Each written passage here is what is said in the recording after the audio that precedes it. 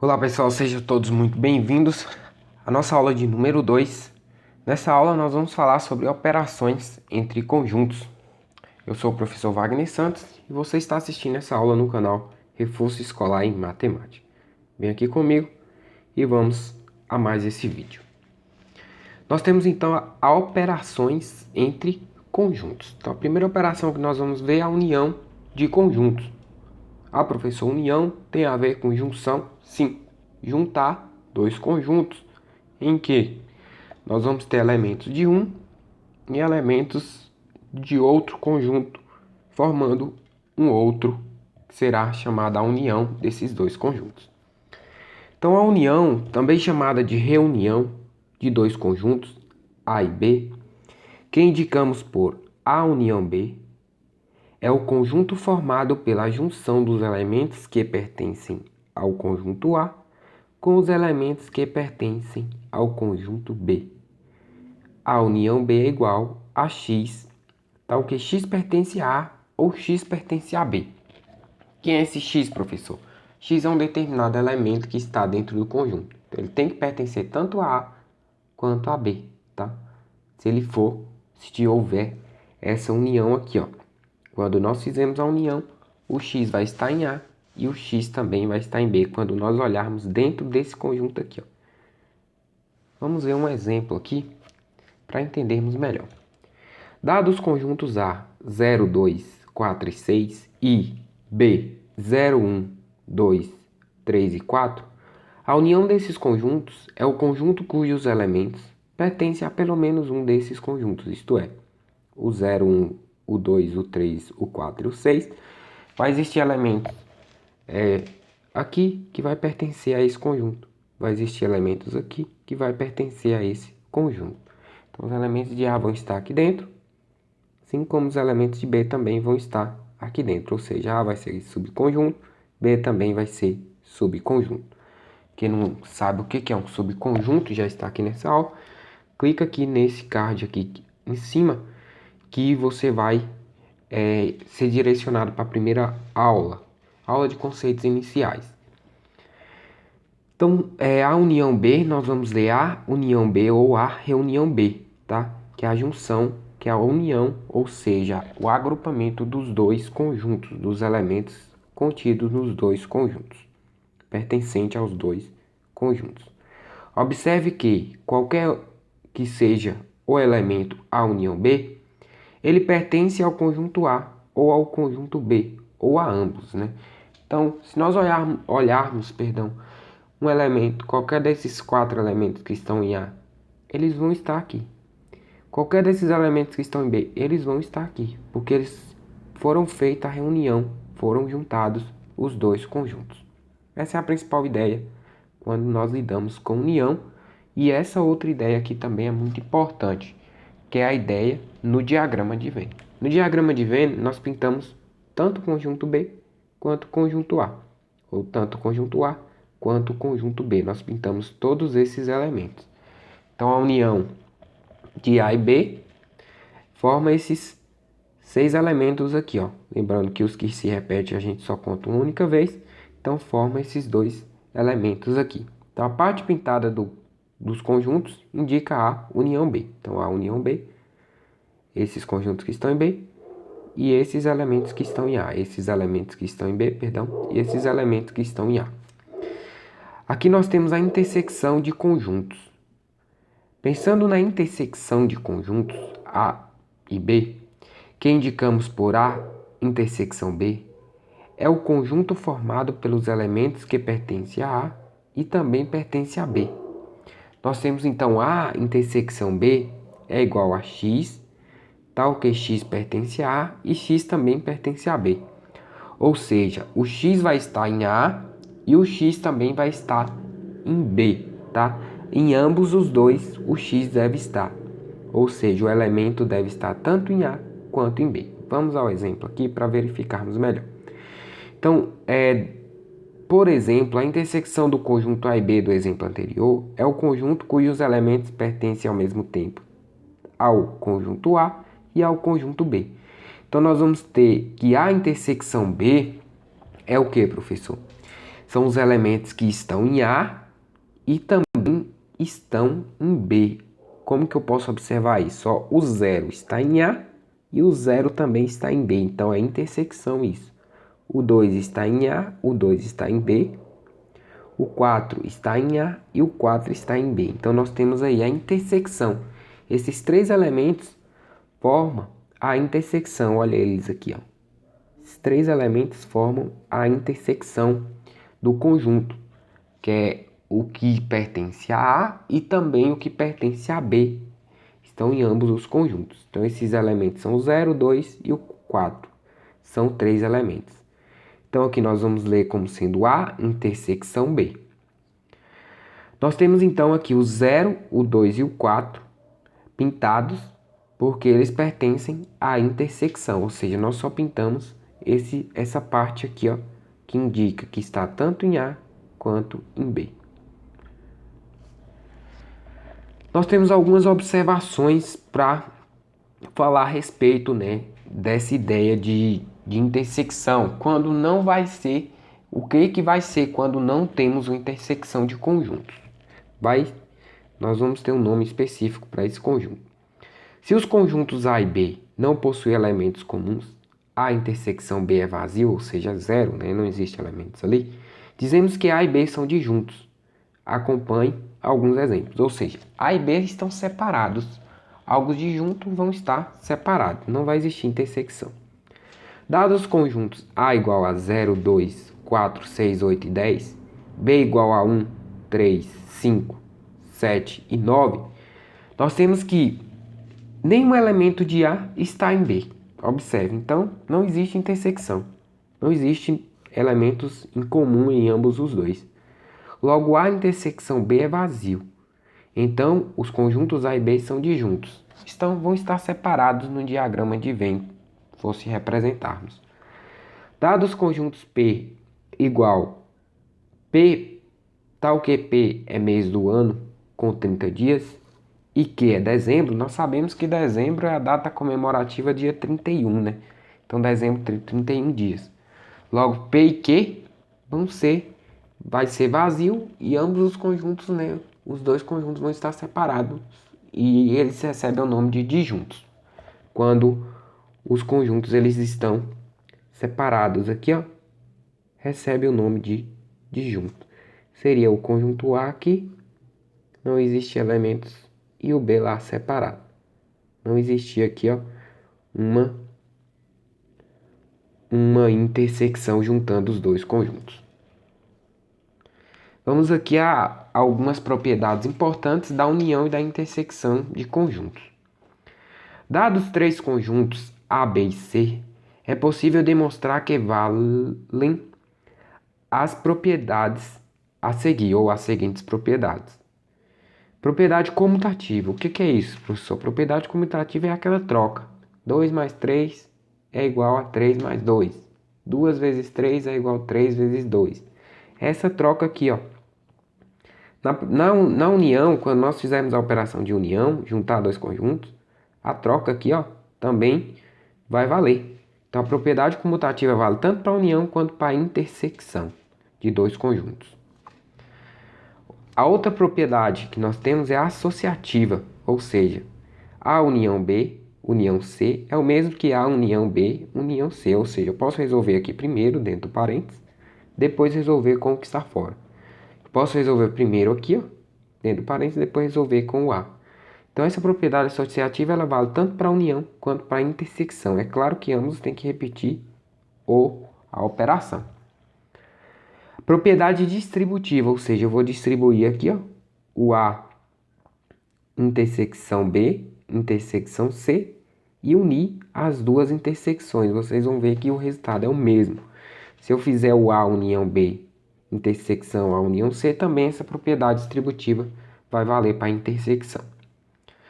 Propriedade a seguir mostra que se eu tenho um A união B igual ao conjunto B, ou seja, se eu unir A e B e for o próprio B, e se eu fizer a intersecção de A e B e for o próprio A, dessa mesma maneira eu vou saber que A vai estar dentro de B, ou seja, A vai estar contido em B, tá? pensando nessa ideia aqui, ó. A união B é igual a B, ou A inter B é igual a A. Nós vamos saber que A vai estar lá dentro de B. Se a união é algo maior e a intersecção é algo menor, nós estamos dizendo que B é maior que A, ou seja, A tem que estar necessariamente dentro de B. Nós temos agora a quantidade de elementos da união de conjuntos. Vamos pensar nessa ideia, que é uma ideia importante, tá? É onde vai se concentrar as questões de Enem, de vestibular, de concurso, tá? Essas questões que lidam com análise de dados, análise de elementos. Acompanhe o exemplo a seguir. Dados os conjuntos A, 0, 2, 4 e 6 e B, 0, 1, 2, 3 e 4, qual é a quantidade de elementos do conjunto A união B? Note que, se adicionarmos a quantidade de elementos de A, a quantidade de elementos de B, a quantidade de elementos de A inter B é contada duas vezes, pois os elementos 0, 2 e 4 estão presentes nos dois conjuntos. Assim, precisamos descontar essa repetição e concluímos que o conjunto A união B tem 6 elementos. Ou seja, se eu observar a intersecção, que é o 0, o 2 e o 4, aqui, e somar os dois conjuntos, eu tenho 5 elementos nesse, mais 4, 9. Eu vou ter 9 no total. Só que eu tenho que descontar essa intersecção porque eles estão sendo contados duas vezes. Então, 9 eu teria que descontar 3 elementos aqui que estão sendo contados. Então, ficaria 6, que é esse resultado aqui. Então, nessa maneira, para mim ter a união de dois conjuntos aqui desta forma, eu tenho que descontar a intersecção. Quando os conjuntos ele têm uma intersecção, essa intersecção ela tem que ser descontada. Quando envolvem dois conjuntos. De forma geral, nós vamos chegar numa relação aqui que ela vai ser usada para resolver algumas situações relevantes nesse contexto. De maneira geral, sendo A e B dois conjuntos finitos, a quantidade de elementos do conjunto A união B, que indicamos por número de A união B, é dada pela seguinte relação. Ó. Número de elementos A união B é igual ao número de elementos de A mais o número de elementos de B menos o número de elementos de A intersecção B, ou seja, o que estão nos dois ao mesmo tempo. Então, de forma a aplicar a essa ideia, nós temos a seguinte conceituação. O número de elementos da união de A e B será 4, porque 4 é o número de elementos de A. Nós temos 4 aqui, ó, nesse conjunto aqui dado, ó, 4 elementos.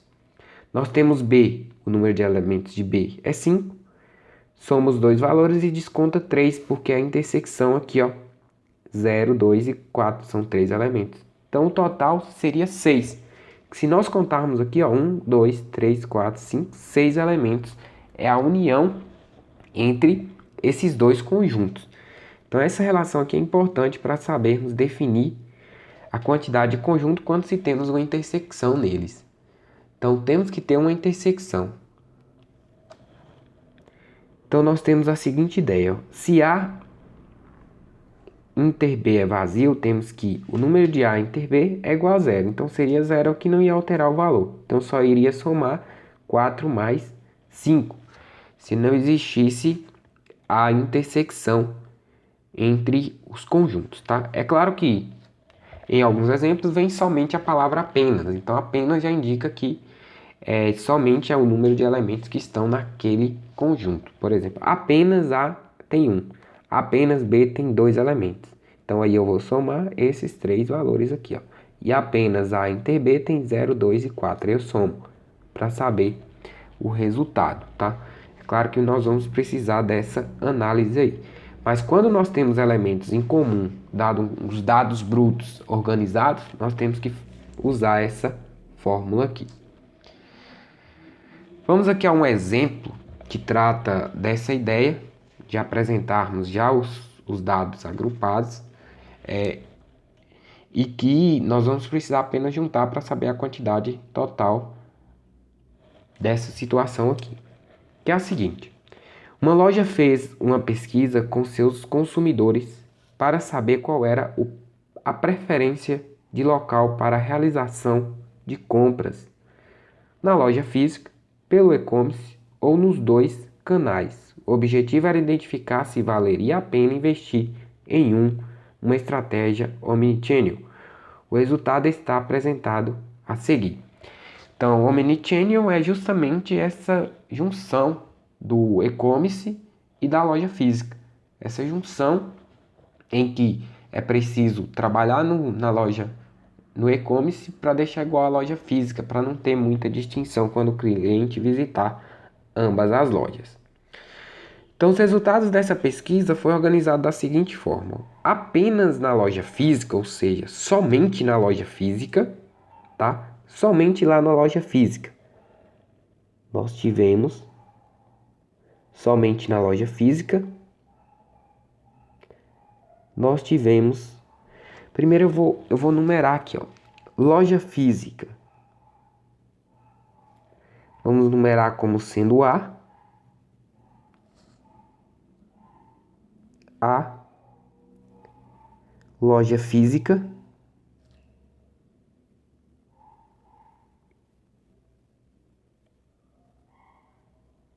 E B. Conjunto B. Loja virtual ou e-commerce.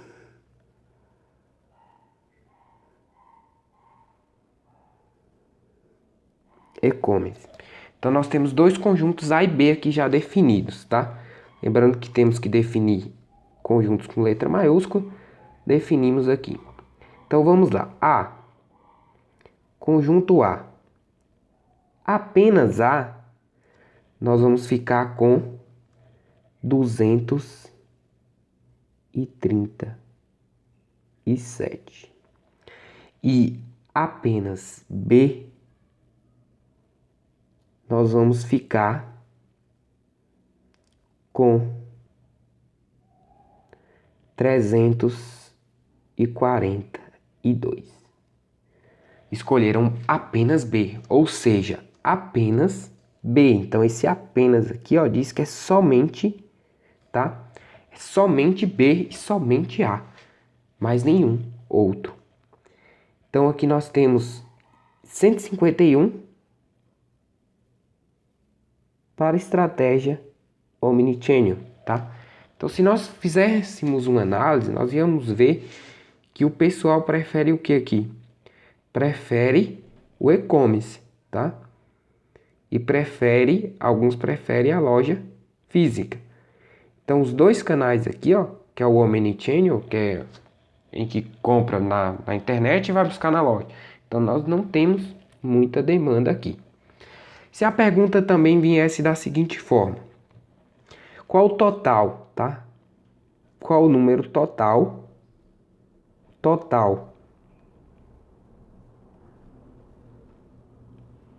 o total aqui de entrevistados, quantidade de consumidores que foram entrevistados. Nós iríamos anotar aqui, ó, o número, o N para representar o número de elementos de A, é igual a 237. O número de elementos de B é igual a 342. O número de elementos de A intersecção B é 151. E a união justamente seria a união B. Nesse nosso caso, o número de entrevistados. Se eu somar todos esses valores aqui, eu vou chegar em 730. Então aí nós teríamos todas as relações. Então, todo o entrevistado aqui, ó, que seria a união B. A união B é todos os entrevistados, ou seja, todos esses aqui. Se nós pensarmos em todos os entrevistados, seria tudo que está em A, tudo que está em B e também tudo que está em A e B. Porque ele fala que apenas, né, A apenas B. E A representa a loja física, B representa e-commerce. Os conjuntos estão representados. Para representar o número, eu acrescento um N e dentro do parênteses eu uso o conjunto que eu quero representar. Então aqui nós já teríamos alguma análise para ser feita, para ser tomada uma nobre decisão, uma decisão mais racional, vendo que 151 ainda está pouco, com referente às pessoas que procuram muito somente o e-commerce ou apenas o e-commerce. Nós temos agora a diferença entre conjuntos, tá? Na diferença entre conjuntos, ou entre dois conjuntos, melhor dizendo, A e B, que indicamos por A menos B, nessa ordem, então tem que ser essa ordem, A menos B. Se eu trocar a ordem aqui já vai ser diferente. Lembrando que não aplica a comutatividade aqui nesse caso. É o conjunto dos elementos que pertencem a A e não pertencem a B, ou seja, está em A e não está em B. Então A menos B é igual a X, tal que X pertence a A e X não pertence a B. Aqui nós temos a ideia da diferença no diagrama também. Por exemplo, dados os conjuntos A igual 1, 2, 3, 4 e 5 e B 2, 4, 6 e 8, a diferença A menos B é formada por todos os elementos que pertencem a A, mas não pertencem a B. Quem está em A aqui, 1 está em A, não está em B, ele vem para cá. Ó. 3 está em A e não está em B, também. O 5 está em A e não está em B. Então, o 1, o 3 e o 5 pertencem a A, mas não pertencem a B. Então, essa é a diferença. Lê-se A menos B. Ou seja, esses três elementos aqui ó, somente pintam em A. Estão em A, somente em A, e não estão em B. Se fosse o contrário, professor, A menos B seria 6 e 8. Estariam aqui em B e não estariam em A. Então, essa é a diferença entre dois conjuntos. Nós temos aqui outros exemplos. M igual a M, N, P, Q e R. E P igual a P e Q. M menos P. Então, é o M, o N e o R, que está em M e não está em P, tá? Então, nós teríamos aí essa. Se fosse o contrário, ó, P menos M, aí não existiria, porque P é subconjunto de M. Aí não ia ter como existir essa diferença aí, porque todos os elementos de P estão dentro de M. Então, P menos M seria vazio aqui nesse... Ampliando aqui esse problema. Se fosse trocado P menos M, nós teríamos um vazio aqui, ó. Porque todos os elementos de P estão em M. Então, aí seria um conjunto vazio, não existir. Seja aí o conjunto formado pelos seguintes esportes: basquete, voleibol, futebol, handebol, judô, xadrez, natação e atletismo. Temos basquete, vôlei, futebol, handebol, judô, né? Então, nós temos todos esses esportes. Considere também o conjunto C formado pelos esportes coletivos. Ao realizarmos E menos C, nós temos, então, os esportes coletivos aqui, ó, basquete, vôlei, futebol e handebol. Todos esses aqui teriam que sair, ficar só judô, xadrez, natação e atletismo. Então, E menos C, judô, xadrez, natação e atletismo são esportes individuais, não coletivos. Então, essa é a ideia de diferença entre conjuntos. Se B está contido em A diferença de A menos B é denominado complementar de B em relação a A e é indicado por B A em relação a B. Complementar de A em relação a B é A menos B. Então, essa aqui é a ideia.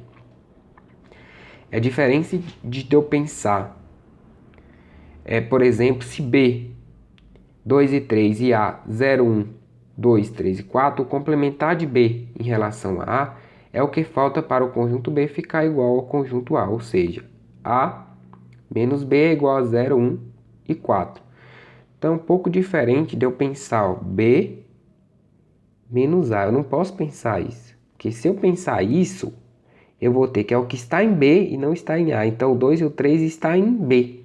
Então, seria também um conjunto vazio aqui, nessa situação, B e A. Agora, aqui não. Aqui é diferente.